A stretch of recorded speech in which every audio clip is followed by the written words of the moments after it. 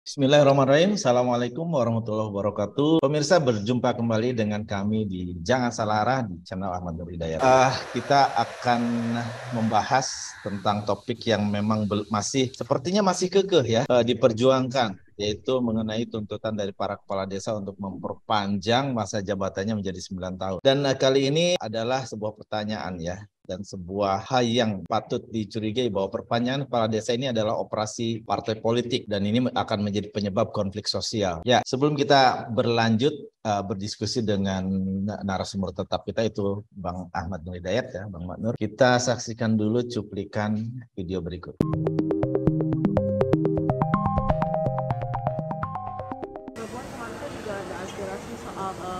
Perpanjangan masa jabatan kepala desa lewat revisi UU Desa, itu bagaimana? Yang bisa saya sampaikan adalah untuk merevisi satu undang-undang itu diperlukan atau dibutuhkan kesepakatan antara pemerintah dengan DPR. Jadi bukan hanya DPR-nya saja, tapi juga pemerintahnya. Harus ada dua pihak yang bersepakat untuk melakukan revisi. Jadi kemarin teman-teman Kades itu kan sudah diterima aspirasinya oleh teman-teman yang ada di DPR, dan kami bisa memahami apa yang menjadi aspirasi dari teman-teman Kades.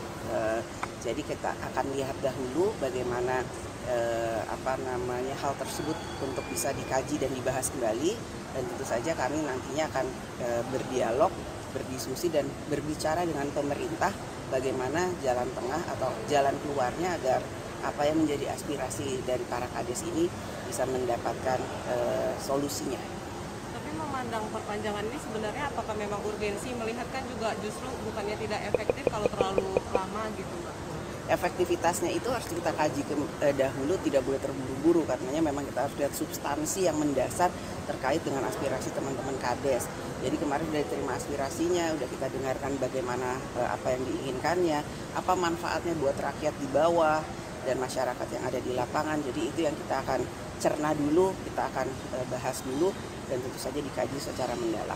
Ya baik, itulah tadi tanggapan mengenai tuntutan dari para kepala desa ini mengenai perpanjangan masa jabatannya menjadi 9 tahun. Dan ini menjadi sebuah pertanyaan, ini apakah ada semacam gerakan dari partai politik ya untuk bisa berkuasa lebih lama dengan melalui tangan para kepala desa. Ini Bang, tanggapannya gimana Bang? Isu kepala desa yang perpanjang ini ya dalam rangka yang namanya adalah memberikan satu satu keinginan ya untuk meloloskan ide dari partai politik ini ya. Saya nanti akan ceritakan ya sejauh mana kepentingan dari partai politik ini. Tapi saya kira pendapat kita ya pada hari ini bahwa ide perpanjangan kepala desa ini sebenarnya adalah ide partai politik yang menginfiltrasi kepada perangkat desa. Saya kira itu, Bro. Suaranya belum terdengar ya? Baik, dan ini banyak kritikan ya dari berbagai pihak, dan tentunya memang yang menjadi sebuah pertanyaan adalah kenapa pejabat kepala desa yang menginginkannya, bukan rakyatnya yang dipimpinnya, yang mempunyai keinginan untuk dipimpin lebih lama gitu oleh kepala desa begitu. Bukankah ini sesuatu yang absurd juga begitu, Bang ya? Gimana Bang tanggapannya Bang? Ya, saya kira inilah yang menarik ya dari diskusi kita, bahwa partai politik ini ternyata punya kepentingan yang sangat canggih di tahun 2024 ya. Kepentingannya itu adalah bagaimana tahun 2024 kalau seandainya ada pemilu itu jadi ya, mereka bisa memenangkan partai politiknya. Nah, makanya mereka berkepentingan untuk meyakinkan bahwa kepala desa itu diperjuangkan oleh mereka, sehingga ketika nanti mereka butuh bantuan dari kepala desa, setidaknya dalam mengawal suara minimal, kalau bisa memenangkan di desa itu suara partai politik itulah yang diharapkan. Ya, jadi saya kira ini adalah bentuk infiltrasi yang menurut saya harus kita cermati, karena pastinya there is no freelance, tidak ada makan siang gratis. Partai ini akan mengatakan lo gue bantuin, besok lo bantuin gue. Nah, sebetulnya ide perpanjangan kalau disampaikan secara demokratis tidak ada masalah. Tetapi kalau idenya adalah mengancam, ini udah mulai menggunakan kan kami habisi, ya kan? Berarti ini kepala-kepala desa ini ya mereka sebetulnya aparatur negara, ya, karena mereka kan termasuk dalam perangkat terkecil dalam negara kita. Tapi kok cara bicaranya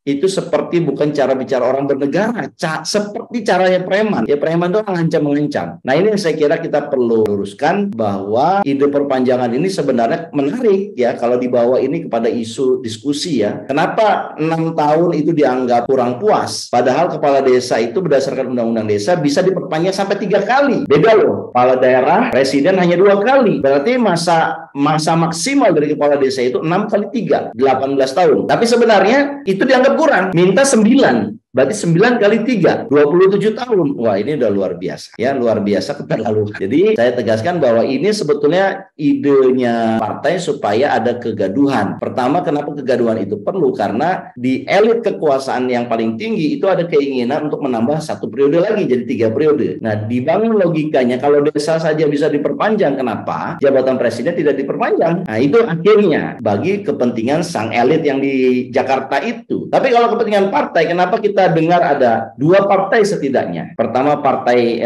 yang menjadi menterinya adalah Menteri PDT, yang kedua adalah tadi sosok Budiman Sujatmiko tadi. Kenapa? Karena dua-duanya merasa kalau dekat dengan kepala desa ini suara partainya akan melambung tinggi tanpa kerja keras. Nah ini saya kira yang kita waspadai karena desa ini kan aparat negara, dia harus netral, tidak boleh berpihak kepada partai politik tertentu. Saya kira itu, Bro Eko. Ya, ini tentunya kan no freelance begitu ya. Nah, kira-kira apa yang membuat para kepala desa ini tertarik begitu ya untuk bisa mempertahankan jabatan? Iming-iming apa seperti apa begitu? Kalau misalkan sehingga mau bergerak begitu. Yang kita tahu bahwa ada salah satu tuntutannya adalah ASN ya. Jadi ASN gimana Bang? Saya kira mereka pasti ya banyak nuntut. Selain menuntut diperpanjang sampai 9 tahun, mereka juga menuntut agar ditetapkan ASN. Saya kira habis itu juga menuntut kalau bisa gajinya setingkat presiden. Nah, itu kan nggak masuk akal ya tuntutan-tuntutan itu. Nah, saya kira begini ya, kepala desa ini sudah banyak mendapatkan privilege di zaman Pak Jokowi. Di antaranya adalah dana desa. Nah, publik belum melihat nih manfaatnya dana desa ini apa. Apakah angka stunting berkurang di desa? Apakah kemiskinan berkurang di desa? Apakah ada kesejahteraan yang meningkat di desa? Apakah ada desa yang tadinya tertinggal,